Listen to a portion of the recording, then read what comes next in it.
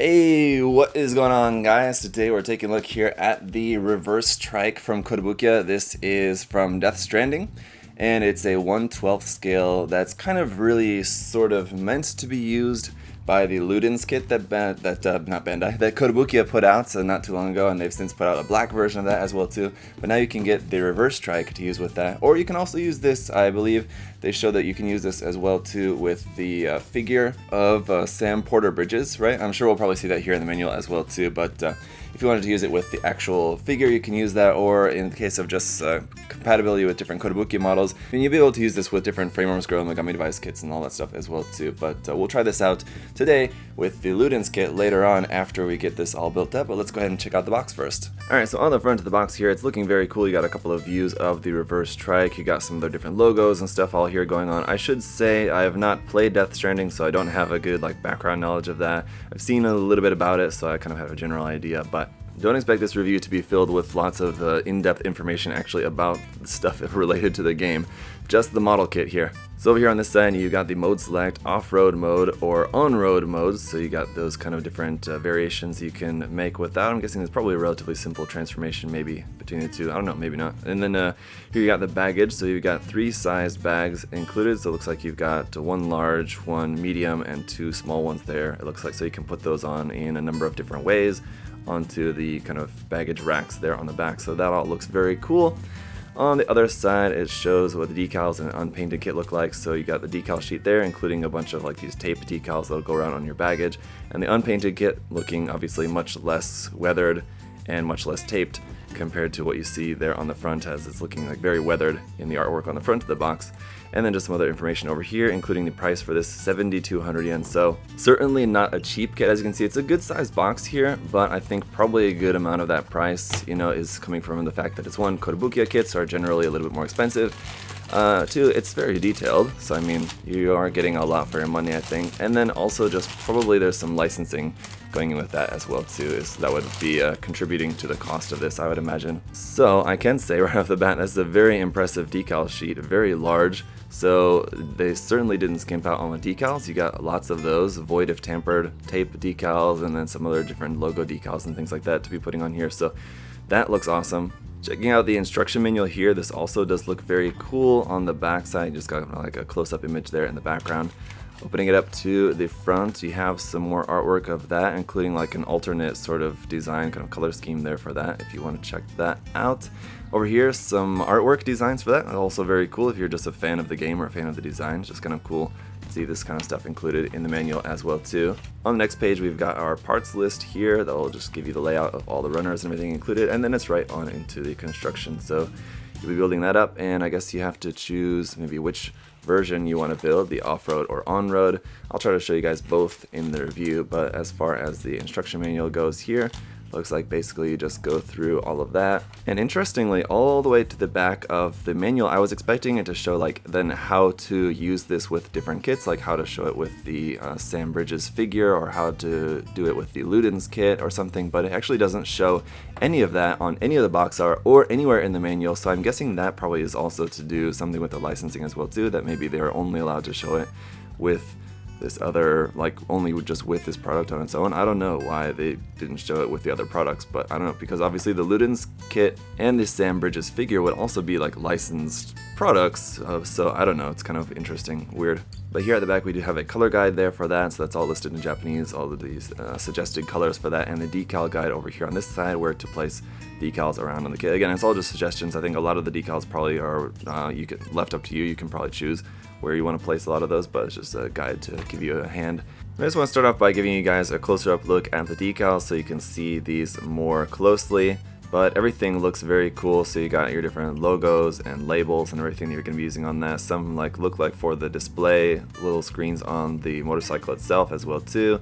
The Bridges logo and all that, so very nice decals. We also got a couple of little red wires that we're going to be using. And our A runner here is going to be in a sort of dark brownish gray color. Same thing with our B runner, the same color, but a bunch of just kind of internal parts and detail parts, things like that. And the same thing here with our C runner as well too. And I will just say about the A, B, and C runners here, all molded in the same color. These are all also in ABS plastic, just for your guys' reference. This D runner is a little guy here, also in ABS, is in this very dark grayish brown plastic as well too, but a little bit darker, almost black kind of color. Runner E here then going to be in black for mostly tire parts, but then a few other little detail parts. This one is just in regular PS plastic. Runner H here in this dark navy blue color for some of the external pieces. You got some nice detail around on those. Runner I in this molded silver color, obviously for the different packages. Runner F and G are two tiny little runners here with just one piece each. Runner F is in a kind of clear red, and runner G is just plain clear. Runner K is another small little runner here in a light blue color with just two little pieces on there. Runner J as well, just two little pieces on this kind of light orange color runner. Runner L is also molded in a kind of molded silver sort of color, but it's a little bit more gold. It's different from the molded silver we saw for the packages. Runner M is in clear orange for a couple little detail pieces. Runner N is in a molded gold for some nice little piston parts. Runner O is in that light orange color here as well too, but it's kind of a softer runner for these sort of like piping bits, I guess. Then runner P is here in black for a few different detail parts, and then finally runner Q is also here in black for last couple little parts there. So there we go. As you guys can see, there's a lot of parts in there for this. There's going to be tons of detail, so it's a really great model for people who are like fans of Death Stranding, or if you're just a fan of like building motorcycle models, or you want something to go with your Ludens kit or something, for example. So I think it's going to be a really cool one, so I'm looking forward to getting this all built up. Let me go ahead and do that, and then we'll see how it looks.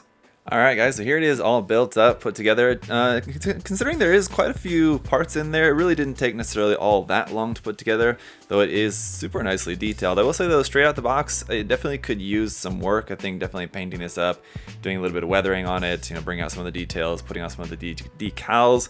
Will definitely make this look its best. Straight out the box, it looks fine, but it's definitely going to look best when you really put some love in on this kit, I think. Now for the different option parts and things we have, of course we have the two different versions of the front wheel, the on-road version and the off-road version. So I've gone ahead and built it up in the off-road version because that's how it's pictured on the box, and I think it's the kind of more unique look for this.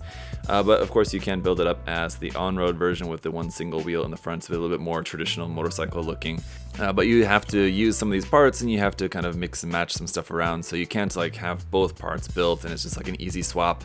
That is not possible. You need to take a whole bunch of this apart and rebuild it kind of all as the other version. So it's not easy to switch between which version you want to have. So I would basically recommend you to just choose which one you're going to want and then just build it like that from the start, because then changing it later, not going to be easy. And also, as far as like putting in the front section of the bike, basically you build like the whole back section all first, and then you build this front section later, and then you kind of slot it into there. But be really careful when you do. I actually already kind of broke one of these little piston parts right up in here, snapped that while pressing this part into place, so just be really careful with that. And those little red wires that we had included are going to be right up in there. So I mean, you have some really nice detail up in there with the pistons, the wires, these orange kind of tube parts that you have going on here as well too. So there is some really nice detail there. Other option parts are just going to also include for the racks here on the back. You have kind of the longer version of those or the shorter version. So I've just got the shorter ones on there now. We can swap those out for these more elongated ones for the larger size packages if you're going to put those on there. But you can mix and match. You can have one long, one short, or both long or both short, however you want to do that. And you have your kind of kickstand part here as well too, just to stand that up. It can stand fine on its own when you've got the 3-wheel version, the off-road version, because you got 2 wheels in the front, but you're probably going to want to use this definitely for when you have it on the on-road version.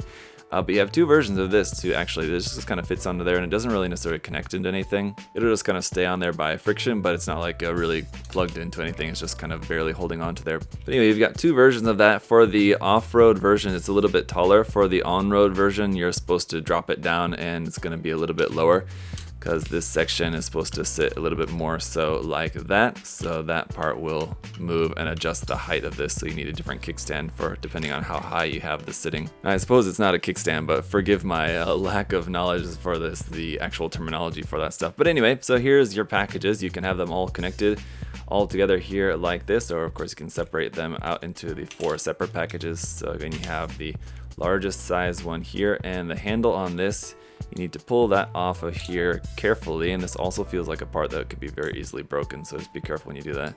You take that off there and then put it back on in a different position, just like that. So then you can actually use the handle of this if you want to have this handheld by whatever kit you have together with this, whatever like human character figure. And then for the handles on the medium and the two smaller size ones, you actually have to swap those out. It's a separate piece here on the top, so if you want to have the handle in use for that, you have to kind of take this apart and then swap out this piece on the top for the extended handle. Otherwise, I've just got these all closed up. And so again, like I just showed you guys, these stack really easily. You can just lug these right on top of each other like that, and it's really easy to do, so really easy to recreate that look, and they look pretty cool being all in silver. And then of course you can use your decal to wrap around there. Not really going to be the easiest thing to do. Using a water slide decal, you're going to want to be really careful with that, but it's cool that that's included for if you want to do that. Now, just real quick, I'll talk about just some of the other moving parts here on the kit. So aside from this back part like you guys saw there, which again has some nice detail up inside of there, this part here will move. There's a couple points of articulation there for adjusting that for your character's feet. Also up here for the handles, you've got a couple points of articulation. It's connected via like a ball joint there in the center, and then you've got a point where that will rotate here and then rotate this way as well too for your handle for that. And then up here at the front, you got a couple of points of articulation where this will rotate in and out on this axis here, and then also here, and then also here and there. So you've got a bunch of points of articulation, and I actually kind of find it difficult then to match these up because you have to try to line these up to make it look symmetrical, and it's kind of tricky to get them lined up just right. You can kind of check it, but once you get those in place, of course it does look really cool. The clear part there in the front looks nice, and also the little clear orange part here on the side and on the back, the red and orange clear parts there look really good. For the light blue parts, there's the one light blue part right there, and the other one is right inside there, so you'll just see a little bit of that light blue kind of accent there on the kit. So some pretty nice details and little accents and stuff you can pick out along the kit, so it looks really nice. Really guys, that is going to be about it for the Reverse Trike here. It's a really cool kit. I think on its own, if you're into like doing that type of model kits, if you're into doing motorcycle model kits, then you'll probably really enjoy this just on its own, you know, just really going to town on the model kit by itself. That said, I think probably most of you guys are going to be like me, and you probably want this as an accessory to go with your Ludens kit previously released from Kotobukiya, or for example with your Sam Porter Bridges Figma, for example. So as far as the accessories go, I mean, it is a really nicely detailed accessory. It's a quite expensive accessory, but I mean, it's pretty sizable, and especially if you're a fan of the game, I'm sure it's something that you're going to be especially interested in. So I don't think that I would necessarily recommend this like just for everyone, but if you're a fan of the game, if you've already got the Ludens kit, for example, then I think, you know, this is maybe something that you would maybe want to check out. It definitely makes for a cool display piece to display, you know, with your Ludens kit, either next to it or on it or whatever you want to do with that. I think it is pretty cool to see the two of them side by side. Obviously the style is going to match really interestingly, and so I think they make for a really cool set. But of course I'm interested to know your guys' thoughts as well, so go ahead and leave your comments down in the comment section below. What do you think of the kit? Is it something that you're interested in getting, that you're planning on getting, or has this review changed your mind either one way or the other?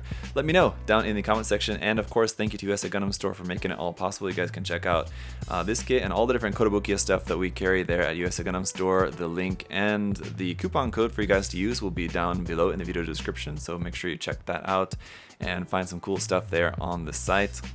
As always guys, thank you so much for your support, liking the video, commenting, subscribing, all that is so greatly appreciated, or just for hanging out and watching the video. Thank you guys so much, and hope you guys are all having a great day. I'll see you guys next time. Bye bye.